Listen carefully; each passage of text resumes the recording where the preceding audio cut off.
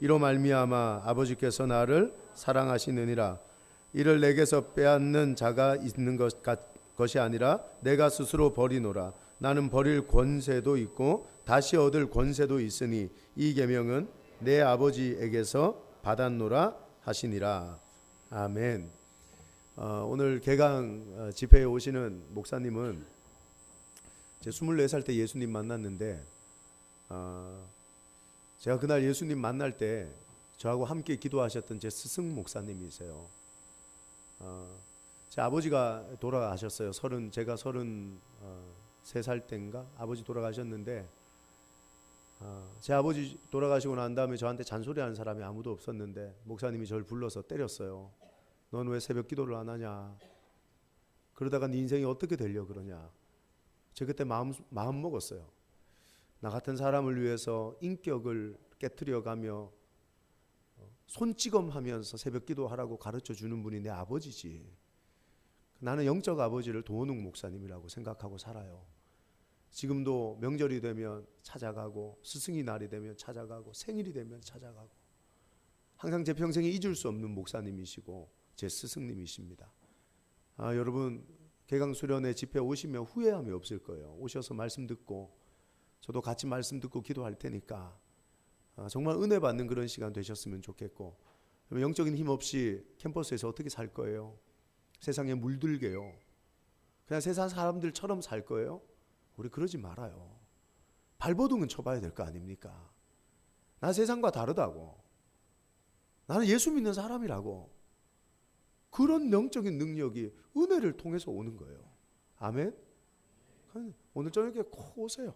이 집회 마치고 소그룹 마치고 같이 밥도 먹고 행복하게 모임하시다가 저녁 집회 오셔서 은혜 받고 돌아가시는 여러분이 되셨으면 좋겠습니다. 옆에 계신 분들과 한번 인사합시다. 개강수련회 오신다면서요. 예, 인사하세요. 개강수련회 오신다면서요. 이렇게 잘 결정하셨습니다. 잘 결정하셨습니다. 우리는 지난 몇 주간 예수님에 대해서 살펴보고 있습니다. 저는 예수님에 대해서 살펴보면서 제 마음에 소망이 생겼어요. 우리 성도들이, 우리 청년들이 예수님에 대한 기대가 있으면 좋겠다. 예수 수많은 이야기를 들어봤겠지만 예수라는 이야기에 마음 설레는 사람이 누가 있어요? 예수라는 이름만 들으면 가슴이 두근거리는 사람이 누가 있어요? 목사라고 말하는 저 자신도 두근거림이 없고 설렘이 없고 가슴 두근거림이 없는데 여러분이라고 그런 마음이 있겠어요? 설교를 준비하는 내내 주님이 이런 분이구나, 내게 우리 주님이 나한테 이런 일을 하시기 위해 오셨구나. 전 가슴 두근거리더라고요. 예수가 기대되는 시간이 될 수 있기를 축원합니다. 첫 번째 시간은 세상의 빛 예수, 두 번째는 생명의 떡 예수, 오늘은 선한 목자 예수에 대해 여러분과 함께 나누려고 합니다. 성도와 예수님의 관계를 성경은 여러 가지 비유로 말하고 있는데 그 중에 첫 번째가 마태복음 25장에 등장하는 신랑과 신부의 관계였어요. 생각해 보세요. 신랑을 기다리는 신부의 모습이 어땠을까? 지겨웠을까? 귀찮았을까요? 아니요. 기대됐을 거예요. 설렜을 거예요. 신랑을 기다리는 신부는 밤잠을 못 자며 그 신랑이 어떤 분일까? 너무 소망하며 기다림이 그의 마음속에 있었을 거라고 생각해요. 그래서 예수를 믿는 성도라는 존재는 어떤 존재입니까? 신앙생활이 기대되는 존재가 돼야 된다는 거예요. 아멘이십니까? 예배를 드리면 드릴수록 기대감이 있어야죠. 두근거림이 있어야죠. 하나님 오늘은 내게 어떤 말씀을 주실까? 하나님 오늘은 나를 어떻게 인도하실까? 하나님 오늘은 내게 어떻게 역사하실까? 그 설렘이 있는 성도가 될 수 있기를 예수님의 이름으로 축복합니다. 여러분, 신부가 신랑을 기다리는데 마음속에 그런 생각을 한다고 생각해 보십시오. 야, 지긋지긋하다. 아우, 야, 귀찮아 죽겠다. 아우, 나는 내 신랑보다 옆집 남자가 더 기다려진다. 여러분, 그럼 그 신부 병든 거 아닙니까? 그럼 그 신부 문제 있는 거 아닙니까? 우리가 예배를 드리는데 예배가 귀찮습니다. 예배가 기대가 되지 않습니다. 설렘이 없습니다. 뭐 맨날 드리는 예배 또 드리냐? 그거 병든 거 아닙니까? 잘못된 거 아닙니까? 언제부터 예수 믿으셨습니까? 몇 살부터 신앙생활 하셨습니까? 여러분, 도전합니다. 평생을 예수 믿어도 오늘 하루의 예배가 당신의 삶에 설레임이 있는 예배가 될 수 있기를 축원합니다. 그게 건강한 성도의 모습이라는 것이죠. 또한 요한복음 15장에 보면 포도나무와 가지의 관계로 주님은 우리의 관계를 얘기하고 계십니다. 이건 뗄래야 뗄 수 없는 생명연합체적 관계라고 얘기를 하고 계신 것이죠. 여러분, 나무에서 가지가 떨어져 나옵니다. 그럼 죽는 겁니다. 나무에서 가지가 분리됐습니다. 그것도 죽는 겁니다. 가지가 살 수 있는 유일한 방법은 나무에 붙어 있는 거죠. 나무에 떨어지면 안 된다는 거예요. 여기는 꽃꽂이 예쁘잖아요. 노란색, 흰색, 뭐 안개꽃도 있고 여러 가지가 있네요. 물어볼게요. 이거 살았어요, 죽었어요? 이거 죽었죠, 엄밀히 말하면. 여러분, 얘 산 것처럼 보이지만 내일 가면 다시 들어요. 수요일이 되면 이거 들어서 내버려야 돼요, 여러분. 여러분, 나무에게서 분리된 모든 가지는 죽어 있는 거예요. 살아있는 것처럼 보이지만, 우리가 콧구멍에 숨 들락날락 하면서 살아있는 것처럼 보이지만 예수님에게서 떨어져 나온 가지는 죽어 있다고 봐야 되는 거죠. 여러분, 우리가 사는 길은 예수님께 붙어 있는 거예요. 아멘이십니까? 어떻게 하면 내가 예수님께 붙어 있을까를 고민해야 되지 않겠어요? 여러분, 저기 시골에 사는 파리 한 마리가 서울에 넘어오고 싶어 하는 거예요. 나는 에버랜드도 구경하고 싶고 사파리도 가보고 싶고 롯데월드도 가보고 싶다는 거예요. 특별히 후룸라이드가 너무 타고 싶다는 거예요. 그러니까 파리가 서울 올 수 있는 가장 좋은 방법, 쉬운 방법이 뭐예요? 목사님, 파리한테 날개가 있는데 연락에 휘저으면 되죠. 여러분, 파리 그래가지고 서울 오면 코피 쏟으며 죽습니다. 피곤해서 죽어요, 여러분. 날개 다 으스러진단 말이에요. 파리가 가장 손쉽게 서울 올 수 있는 방법이 뭡니까? 우리 광수 얘기해봐. 파리가 제일 쉽게 서울 올 수 있는 방법이 뭐야? 아이고, 그렇죠. 서울 오려고 하는 강수 등짝에 파리가 딱 붙어 있는 겁니다. KTX 타고 딱 올라올 때 파리도 KTX 타고 오면 되는 겁니다, 여러분. 여러분, 파리가 서울 올라오는 제일 쉬운 방법은 KTX에 붙어 있든 자동차에 붙어 있든 어디에 붙어 있으면 제일 쉽게 올라올 수 있더라는 거죠. 인생을 잘 살고 싶죠.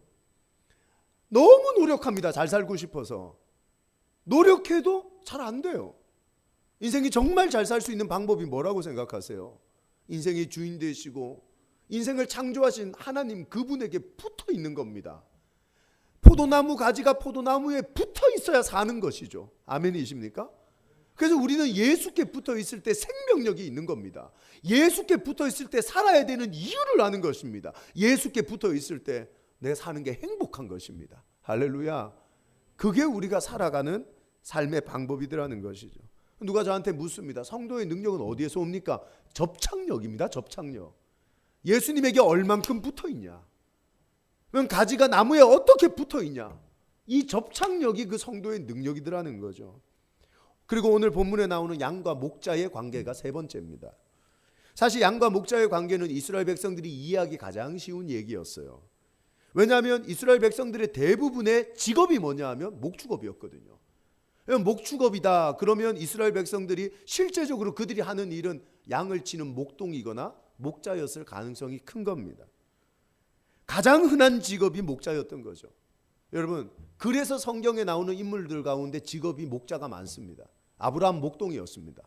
이삭, 야곱 목자였습니다. 다윗, 모세 목동이었습니다. 아모스라는 선지자 또한 여러분 목동이었다고 성경은 얘기합니다. 유대인의 전승에 의하면 하나님이 모세를 통해 이스라엘 백성들을 출애굽하게 하신 이유가 뭘까? 여기에 대한 해답을 가르쳐 줍니다. 모세가 장인의 양떼를 너무 잘 먹였다는 거예요. 모세한테 양떼를 맡겼더니만 장인의 양떼를 자기 양떼인 것처럼 먹이고 살리고 보살폈다는 겁니다. 그래서 하나님이 마음속에 그렇게 마음을 먹으셨대요. 한번 읽어볼까요? 자, 시작. 이 사람 같으면 내 양인 이스라엘 백성을 잘 살피겠다. 그래서 하나님은 민족을 모세에게 맡긴 겁니다. 여러분, 큰일 하고 싶으세요? 하늘에 빛나는 별처럼 반짝이고 싶으세요? 역사의 중심에 서고 싶으세요? 하나님이 하나 맡긴 양떼를 최선을 다해서 먹이고 살리고 보살펴 보세요. 하나님이 그거 하나 보고 당신에게 큰일 맡기시는 겁니다. 아멘이십니까? 여러분, 하나님은 작은 거 하나 맡겨보고 우리에게 그 다음에서야 큰 거를 맡기실 수 있는 분이시라는 거죠. 이렇게 양과 목자는 이스라엘 백성들에게 너무 친숙한 이야기 중에 하나였던 겁니다. 양과 목자의 관계를 한마디로 뭐라고 정의할 수 있겠습니까? 양과 목자의 관계는 리더십의 문제입니다. 누가 이끄냐? 여러분, 이것보다 인생에 있어서 중요한 키가 뭐가 있습니까? 누가 주인이냐? 누가 그 공동체의 리더냐? 이것보다 중요한 건 세상에 아무것도 없는 것입니다. 가만히 생각해 보십시오. 똑같은 축구팀인데 히딩크가 감독이 되니까 원팀이 됩니다. 월드컵 4강에 오르는 겁니다. 경기력이 상승하는 겁니다. 근데 나 같은 감독이 대한민국 축구 대표팀을 맡아보십시오. 원팀 아닙니다. 각자의 마음을 가지고 뿔뿔이 흩어지는 겁니다. 경기력은 하강하는 겁니다. 아시아에서도 축구 못하는 나라로 찍혀버리는 것이죠. 중요한 건 뭡니까? 팀의 자질입니까? 수준입니까? 아니요. 리더십의 능력인 것입니다. 아멘입니까? 여러분, 똑같은 교회입니다. 나 같은 목사가 목회하면 뭐가 됩니까? 교회 말 많고 시끄러워지는 겁니다. 근데 사도 바울이 목회합니다.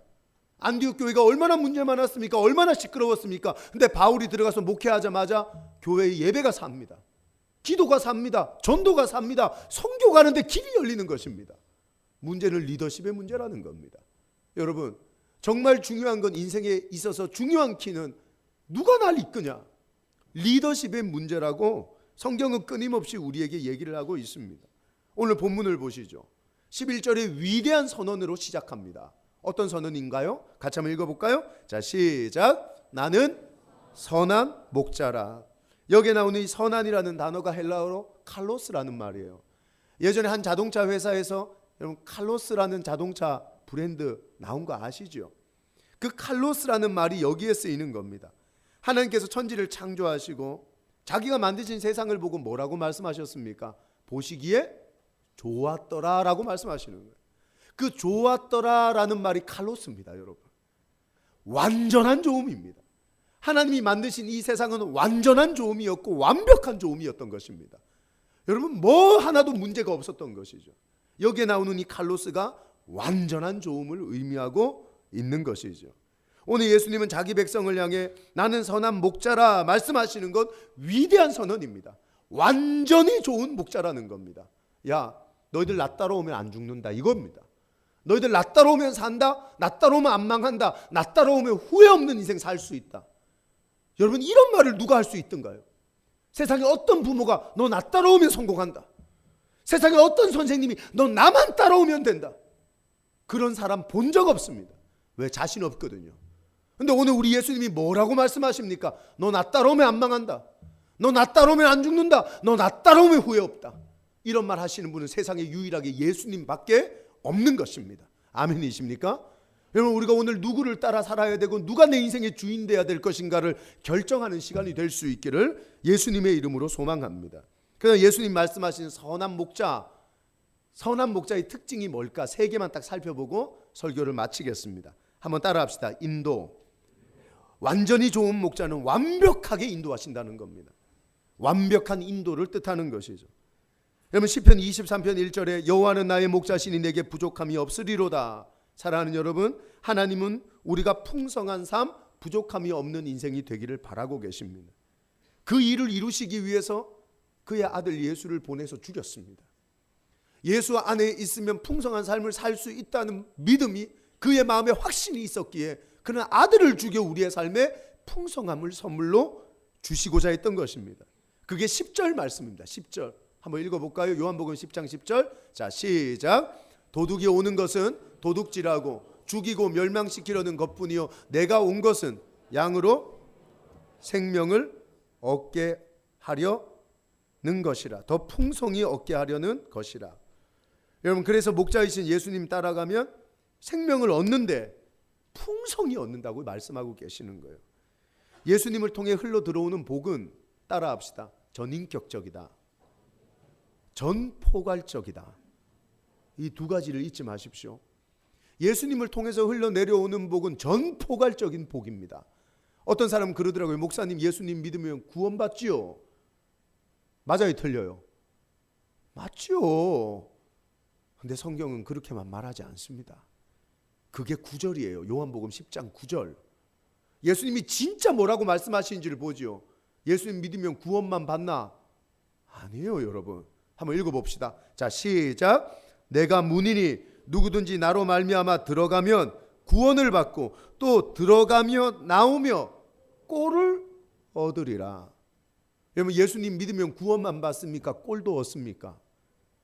먹고 살고 입고 살고 내가 죽어야 되는 그 의식주의 문제, 꼴을 얻는 축복마저도 하나님이 주시는 거라고 우리에게 오늘 약속하고 있더라는 것이죠. 이 전포괄적인 축복이 제한이 없다는 게 중요합니다. 여러분, 오늘 본문에서 정말 중요하고 주목해 봐야 될 단어가 뭡니까? 내가 문이니, 그 다음에 줄치셔야 되는 거예요. 누구든지. 조건이 있습니까? 없습니까?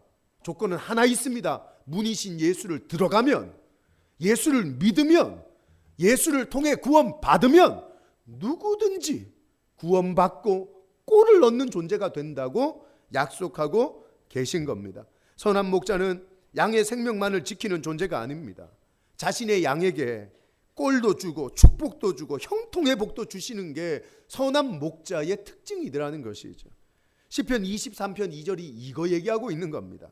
같이 한번 읽읍시다. 시작. 그가 나를 푸른 풀밭에 누이시며 쉴만한 물가로 인도하시는도다.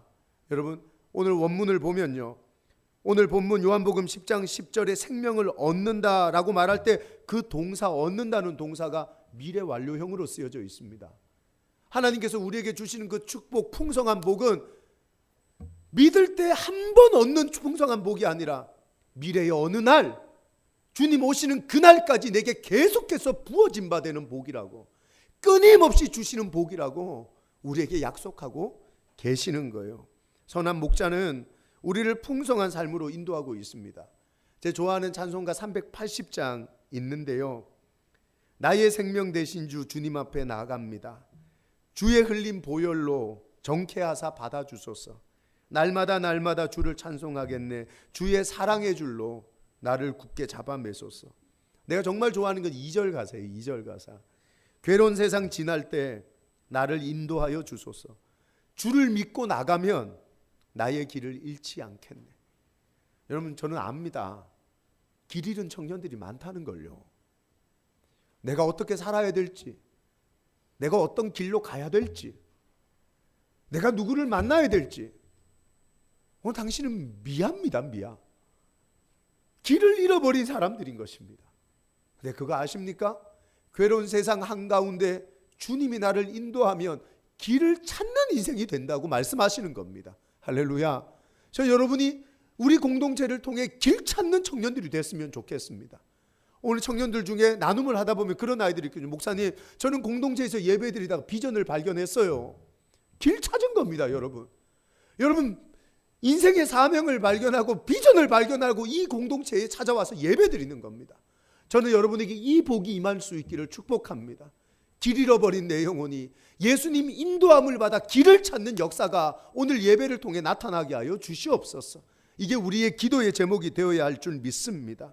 두 번째는 암입니다. 암. 따라합시다. 암. 병, 암이 아니라 안다는 겁니다. 완전히 좋은 목자는 우리의 모든 걸 아십니다. 14절 말씀 같이 한번 읽어볼까요? 14절. 자, 시작. 나는 선한 목자라. 나는 내 양을 알고 양도 나를 아는 것이. 오늘 이 14절을 원문 그대로 직역하면 이렇게 되는 겁니다. 그리고 내가 내 것들을 알며 내 것들 또한 나를 안다. 이게 직역한 겁니다. 다시 한번 읽어볼까요? 같이. 자, 시작. 그리고 내가 내 것들을 알며 내 것들 또한 나를 안다. 목자와 양이 가지는 관계의 긴밀성을 강조하고 있는 표현입니다. 선한 목자이신 예수님은 자기 양의 모든 걸 압니다. 주님이 우리를 아신다는 이 알에 대한 것은 세 가지입니다. 세 가지. 여러분, 이걸 한번 따라하면 도움이 될 것 같아요. 주님이 우리를 어떻게 아실까? 여러분, 이 세 가지를 한번 따라합시다. 첫 번째, 독점적인 암. 주님이 우리를 아는 건 주님만이 아는 겁니다. 우리를 독점하셔서 아는 것입니다. 두 번째 알면 어떤 알일까요? 따라합시다. 구체적인 암. 주님이 모든 것을 아시는 겁니다. 우리의 구체적인 부분들까지도 아시는 것이죠. 세 번째 따라합시다. 시종을 아는 암. 시종 일관이라 그러죠. 처음과 끝을 아는 것입니다. 우리의 형편을 아시는 것이죠.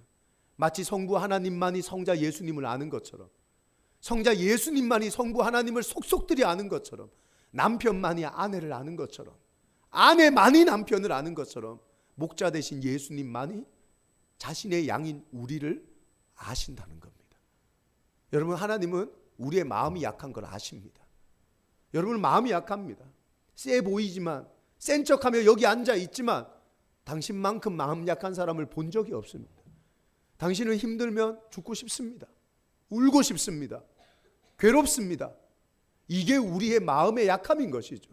이 시대는 마음의 병이 들은 시대라고 사람들이 얘기합니다. 마음이 약한 사람들이 마음의 병이 걸려서 마음을 아무도 알아주질 않는 겁니다. 제 장가 갔잖아요. 여러분, 같은 이불 덮고 잡니다. 내 마누라가. 남편의 마음을 모릅니다.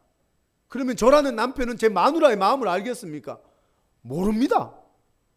우리가 마음을 어떻게 압니까? 우리가 마음을 어떻게 봅니까? 우리가 속을 어떻게 압니까? 근데 그거 아십니까? 당신을 창조한 하나님은 당신의 속을 보시는 분이십니다. 할렐루야. 그래서 사무엘서에서 뭐라고 말합니까? 내 하나님 여호와는 중심을 본다 그랬습니다. 그 중심이 하트입니다. 우리의 마음을 보시는 분이 우리 하나님이신 겁니다. 오늘 아픈 마음 가지고 나왔습니까? 사람한테 배신당했습니까? 돈 떼먹었습니까? 누가? 야, 우리 둘째 아들이 트와이스 콘서트 티켓을 사달라는. 그 내가 예배를 다 해줘. 돈을 못 붙인 거예요. 깜빡하고. 티켓이 취소가 돼버렸습니다. 중학교 2학년짜리 아들이 나연이 어떡할 거냐고 막 우는 겁니다. 와, 이 아버지가요, 중학교 2학년짜리 둘째 아들 눈물을 딱 보니까 안 되겠더라고요. 중고나라에 바로 들어갔습니다. 내가 트와이스 쳤습니다. 콘서트 티켓이 막 뜨더라고요. 가장 정직해 보이는 닉네임을 보고 제가 카톡을 보냈습니다. 티켓 구매 가능합니까? 예, 가능합니다. 저희 둘째 아들이 중학교 2학년인데 아들이 나연이를 너무 좋아합니다. 티켓 저한테 양도하시지요. 얼마를 주실 수 있습니까? 11만 원짜리거든요. 18? 딱 불렀습니다. 내가. 그분이 18을 딱 보더니 욕하시나요? 이러더라고요. 아, 욕은 아닙니다. 내가. 그래서 내가 18만 원을 붙였습니다. 세상에 사기를 당했습니다. 도망가 버렸습니다. 카톡방 닫아버리고. 이 마음을 누가 압니까? 옆에 있던 집사람은 그 봐라 덩신처럼 사기당해 먹는다고 막 나한테. 우리 둘째 아들은 학원 갔다 와서 아빠 어떻게 됐냐는, 아빠 사기당했. 우리 아빠 병신이냐면서 막. 누가 내 마음을 압니까, 여러분? 와, 저 환장합니다. 하나님이 아시는 겁니다. 여러분, 내 아픈 마음, 내 눈물 나는 마음 아시는 분은 하나님밖에 없습니다. 나폴레옹이 세계를 정복하는 꿈을 가졌죠. 그가 전쟁터에 나가 한 나라를 정복하고 집에 돌아오면 그의 아내 조세핀의 무릎을 베고 울었다 그럽니다. 당신 왜 우세요? 몰라, 너무 우울해. 그 세 보이는 사람도 여기가 아팠던 겁니다. 여러분, 여기가 아프다면 주님 앞에 인정하시면 됩니다. 나 마음이 아파요. 그러면 우리 주님은 마음을 만지시는 하나님이신 겁니다. 아멘이십니까? 아멘. 우리는 유혹에도 약합니다. 여러분, 남자는 여자한테 약합니다. 우리 형제 제일 앞에 앉아 계셨네. 여자한테 약하지요? 그냥 웃지요? 약한 겁니다. 여러분, 그 똑똑해 보이는 국회의원도 넘어갑니다. 그 유명한 시인도 유혹에 넘어갑니다. 아닙니까? 그 괜찮아 보이는 탤런트도, 영화배우도 다 넘어가는 겁니다. 우리는 유혹을 이길 수 있는 힘이 없습니다. 근데 주님은 내가 유혹에 약하다는 걸 알고 계십니다.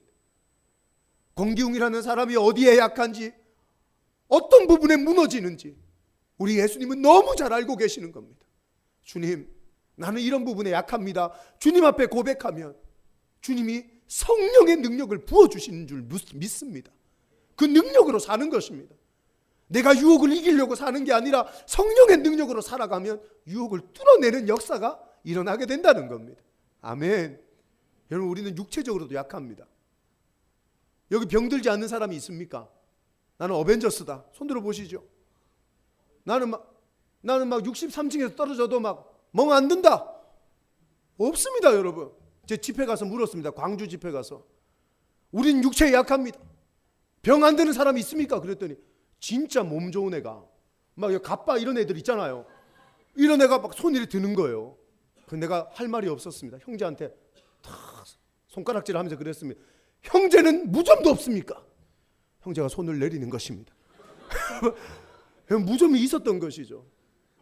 여러분, 질병이 없는 사람은 저는 아무도 못 봤습니다. 난 배탈 안 걸린다. 노로바이러스가 나한테 침투하지 못한다. 웃기지 마세요. 회를 못 먹어봐서 그렇습니다. 여러분, 누구나 아프고 누구나 기침합니다. 근데 그거 아시죠? 우리 예수님은 온몸에 나병 걸린 사람을 만지며 고치셨습니다.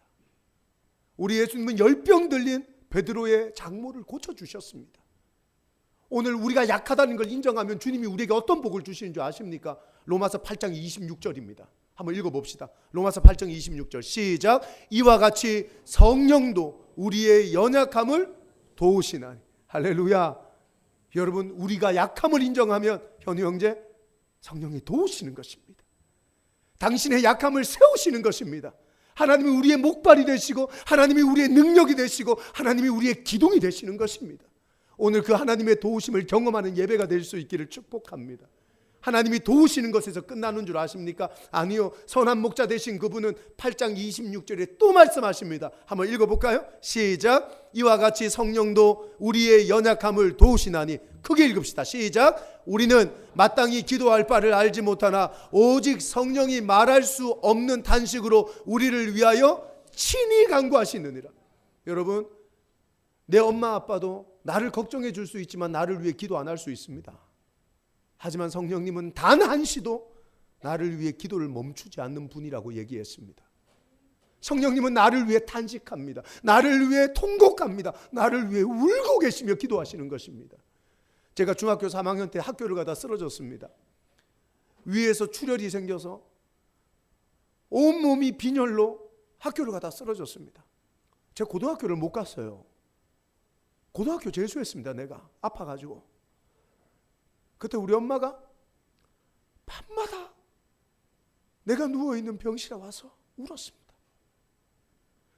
우리 아들 살려달라고.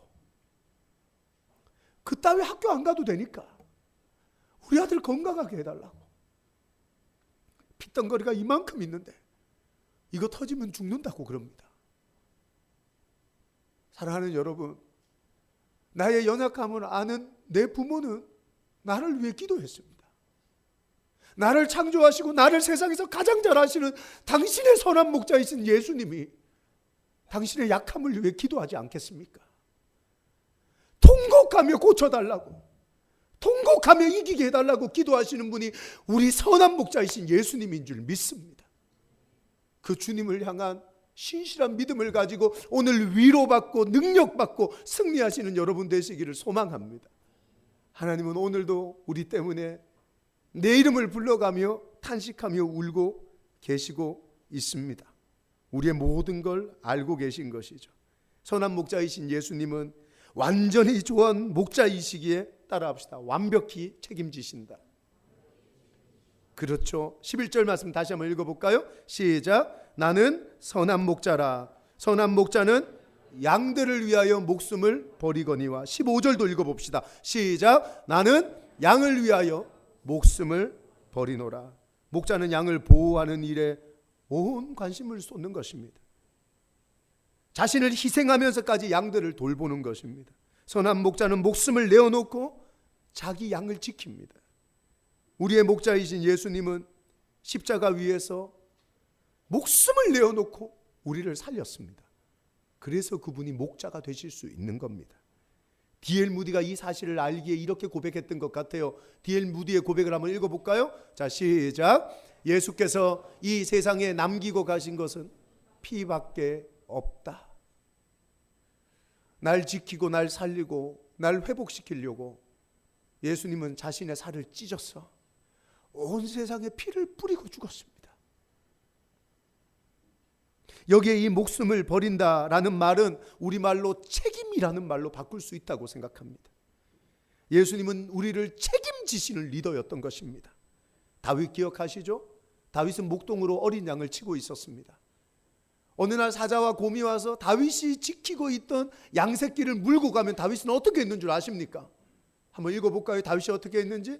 사무엘상 17장 34절 35절입니다. 시작. 다윗이 사울에게 말하되 주의 종이 아버지의 양을 지킬 때에 사자나 곰이 와서 양떼에서 새끼를 물어가면 내가 따라가서 그것을 치고 그 입에서 새끼를 건져내었고 그것이 일어나 나를 해하고자 하면 내가 그 수염을 잡고 그것을 쳐 죽였나이다. 다윗은 자기에게 맡겨진 양이 사자에게 물려가면 사자 입을 벌려가지고 양새끼를 구해왔습니다. 지 죽는 줄도 모르고요, 지 위험한 줄도 모르고요. 선한 목자는 생명 걸고 자기 양을 지키는 존재인 것입니다. 시편 23편에 선한 목자는 양을 좋은 곳으로 인도하고 온몸으로 보호하고 푸른 초장으로 인도하고 잔잔한 물가로 인도하고 지팡이와 막대기로 안위하고 보호하신다고 우리에게 약속하고 계십니다. 선한 목자는 자기 양을 책임질 줄 아는 사람이죠. 어제 설교 준비하다가 도산 안창호 선생의 이야기를 읽었어요. 야, 전 가슴 벌렁벌렁한 거예요. 한번 읽어볼까요? 도산 안창호 선생의 얘기를. 자, 시작. 책임감이 있는 이는 역사의 주인이요 책임감이 없는 이는 역사의 객이다. 위대하죠. 다윗이 왜 역사의 주인공이 됐는 줄 아십니까? 아버지도 몰라주던 그가, 이웃 사람들도 다윗의 존재를 몰랐던 그가 이스라엘의 왕이 됩니다. 역사의 중심에 섭니다. 그 이유는 그가 책임감을 가진 리더였기 때문입니다.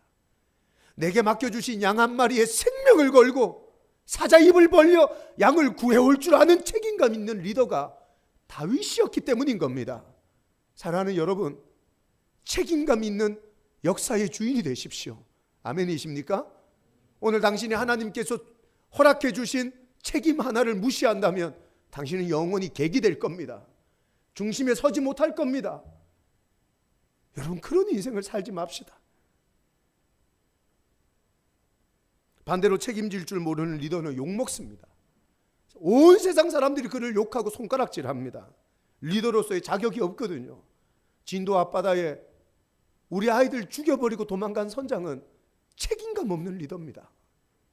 지가 그 배의 선장이었으면 바다에 빠진 아이들 구했어야지. 그리고 지가 죽든지 지가 도망가면, 선장이라는 놈이 책임지지 못하면 다 죽는 겁니다. 여러분, 리더가 책임지지 못하는 삶을 살면 그를 따라간 모두는 망합니다. 그를 따라간 모두는 죽음입니다. 이게 리더십의 핵심이죠. 책임지지 않는 목자를 성경은 뭐라고 말합니까? 오늘 본문의 12절 13절, 삭군은 목자가 아니요 성경은 그를 삭군이라 그럽니다. 성경은 그를 가짜라고 얘기를 하는 것입니다. 삭군은 위험한 일을 만나면 양 버리고 도망갑니다. 양의 안위나 평안에는 관심이 없습니다. 양이 먹든 말든 자든 안 자든 자기의 평안만을 위해서 가는 게 삭군입니다. 우리 리더들 축복합니다. 삭군 되지 마십시오. 진경간사 축복합니다. 너 먹고 사는 일 때문에 영혼들 버리고 도망가지 마세요. 당신의 위안과 당신의 평안과 당신의 안위를 위해서 주께서 내게 맡겨주신 양떼 버리고 책임지지 않는 인생을 사는 삭군이 되지 마십시오. 하나님 기뻐하지 않으시는 것입니다. 인생은 상황의 문제가 아니라 환경의 문제가 아니라 인생은 리더십의 문제인 것입니다. 어떤 리더를 따라가느냐, 인생은 달라집니다. 정말 책임질 줄 아는 선장이었다면 세월호는 무너지지 않았습니다. 그렇게 많은 아이들이 죽지 않는 겁니다. 자, 이제 당신이라는 인생의 리더가 누굽니까? 목사님, 내가 내 인생의 주인이죠. 내가 내 인생을 이끌어가죠. 내가 내 인생의 왕이죠. 당신이라는 리더는 책임감이 있습니까? 내게 맡겨준 양 한 마리를 위해서 생명을 던질 줄 아는 그 책임의식이 당신에게는 있습니까? 아니요. 우린 다 똑같습니다.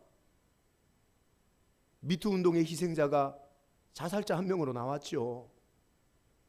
제가 이거 사진을 보여줬더니 제 아내가 저한테 카톡을 보냈더라고요. 여보, 그렇게 세상을 떠난 사람을 사진 보여주면서 얘기하면 참 그 사람 마음이, 그 사람 가족들 마음이 얼마나 아프겠습니까? 그러더라고요. 조땡땡이라는, 욕 같다. 조모모라는 한 대학 교수이면서 연기자가 자살했습니다. 어젯밤 밥을 먹으면서 식구들한테 그랬습니다. 이 사람 불쌍하다. 내가 그랬습니다. 근데 고등학교 1학년 먹은 제 첫째 아들이, 아빠 그런 소리 하지 마세요. 나한테 다 그러는 거예요. 너 왜 그러냐. 얘가 이게 잘 열받거나 분을 내거나 눈을 크게 뜨는 애가 아니거든요. 근데 얘가 갑자기 눈을 크게 딱 뜨면서, 아빠 그 사람 비겁한 사람입니다. 아빠 그 사람 책임질 줄 모르는 겁쟁이입니다. 자기가 저질러 놓은 일, 자기가 책임질 줄 아는 사람이 돼야 되는 거 아닙니까? 자기 가족들은 어떡합니까? 남겨진 부인, 아이들은 어떡합니까? 아빠 그 사람 비겁한 겁니다. 나한테. 야, 너 세게 얘기한다. 걔 세게 얘기하더라고요, 진짜. 여러분, 우리는 인생에 문제가 오고 비바람이 불고 내가 숨 쉴 수 없는 상황이 되면 당신은 포기하고 도망가고 무엇도 책임지지 않으려고 하는 겁쟁이며 비겁한 인생이라는 것을 당신 깨달아야 됩니다. 당신의 밑바닥을 발견해야 됩니다. 당신은 본질상 겁쟁이라는 걸 깨달아야 되는 것입니다. 그런 내가 내 인생을 이끌어갑니까? 그런 내가 내 인생의 주인입니까? 그런 객기 어린 말 하지 마십시오. 당신도 죽고 다 죽는 겁니다, 여러분. 다 망할 수밖에 없는 겁니다. 그때 우리는 솔직하게 인정해야 됩니다. 나는 책임질 수 없는 사람입니다. 나는 겁쟁입니다. 나는 사꾼입니다. 선한 목자이신 예수가 내 인생의 왕이 되셔야 나는 살맛이 납니다. 아멘이십니까? 이 고백을 터뜨려내야 되는 것입니다. 그래야 살 길이 열리는 것입니다. 사랑하는 여러분, 24살 때 예수 만나? 그 이전까지의 삶이 너무 고통스러웠습니다. 내가 한번 살아보려고. 근데 하는 것마다 실패하는 거예요. 중학교에서 고등학교도 떨어지고, 대학도 떨어지고, 운전면허도 떨어지고. 이야, 이거는 인생이 개털이에요, 개털. 근데 주님이 저에게 찾아오셨습니다. 저한테 그러시는 거예요. 나 따라와라. 망하지 않아. 내가 네 인생의 선한 목자가 되어줄게. 죽지 않아. 그리고 제 인생을 드렸습니다. 주님을 따라갔습니다. 후회하지 않아요. 오늘 당신 속에 있는 사꾼을 쫓아내십시오. 아멘이십니까? 선한 목자이신 예수가 당신의 삶의 주인이 되고 주권자가 되고 중심에 서시도록 당신의 것들을 내려놓으십시오. 오늘 하나님이 당신의 인생의 왕이 되시기를 축원합니다. 참다운 목자가 예수라고 고백되어지는 은혜가 있기를 그리스도의 이름으로 축복합니다. 할렐루야. 그럼에도 불구하고 여전히 내가 내 인생의 주인이고 리더라고 여전히 어리석게 생각한다면 오늘 이 예배가 여러분에게 변화의 바람이 불게 되는 시작이기를 원합니다. 필립 얀시라는 사람이 적은 내 눈이 주의 영광을 보네 라는 책을 보면 2005년도쯤에 나온 오래된 책이에요. 남아프리카 공화국의 넬슨 만델라 얘기가 나와요. 넬슨 만델라 들어보셨어요? 지금은 고인이 되신 아주 세계적인 분이시죠. 이 넬슨 만델라가 백인 정권 27년 동안 수감 생활을 마치고 1994년도에 남아프리카 공화국의 흑인 대통령으로서 첫 번째 대통령이 됩니다. 그가 당선된 후에 그는 노벨 평화상을 받고 진리와 화해위원회라는 위원회를 하나 만들어요. 그리고 이 위원회는 규칙이 있었습니다. 백인 경찰이나 군인이나 정치인들 중에 자발적으로 자신의 잘못을 회개하고 자기 스스로가 나와서 잘못했다고 인정하면 어떤 형벌도 주지 않는다. 어떤 재판도 열지 않는다는 게 이 위원회의 원칙이었습니다. 2년 반 동안 청문회가 열렸어요. 근데 수많은 백인들이 와서 내가 누구를 죽였다고, 내가 누구를 짓밟았다고 스스로가 고백하는 겁니다. 근데 그 중에 한 명인 반드 브렉이라는 백인 경찰관이 청문회에 걸어 나온 겁니다. 그리고 이렇게 고백하는 겁니다. 난 18살짜리 흑인 소년을 총으로 쏴 죽였습니다. 그리고 그걸 감추려고 그의 시신을 불태웠고 8년 후에 그의 아버지를 그의 엄마가 보는 눈앞에서 불태워 죽였습니다. 라고 고백하는 거였어요. 그때 이 청문회 위원장이 그때서 자기 남편의 죽음을 바라봤던 부인이 청문회장에 와 있다는 걸 알았거든요. 부인, 나와서 혹시 반드 블랙에게 하고 싶은 말이 있으면 하시라고. 이 부인이 걸어 나옵니다. 증인석 앞에 섰습니다. 그리고 이 부인이 입을 여는데 이렇게 말을 하는 것입니다. 반드 블랙 씨는 제 가족을 모두 죽였습니다. 그러나 저에겐 아직도 그에게 줄 사랑이 남아 있습니다. 한 달에 2번 나는 그가 우리 집에 와서 하루 동안 시간을 보냈으면 합니다. 제가 엄마 노릇을 할 수 있도록 말입니다. 그리고 나는 반드 블랙 씨가 하나님의 용서를 받았다는 것과 나도 그를 용서했다는 사실을 가르쳐 주고 싶습니다. 나는 내가 정말 용서했다는 걸 그가 알 수 있도록 그가 오는 날이면 그를 꼭 안아주겠습니다. 이게 그 여자의 고백이었습니다. 이 여자가 이 고백을 하고 다시 자식의 자리로 돌아가는데 청문회 장소에서 어느 누군가가 크게 노래를 불렀다 그래요. 나 같은 죄인 살리신 주은혜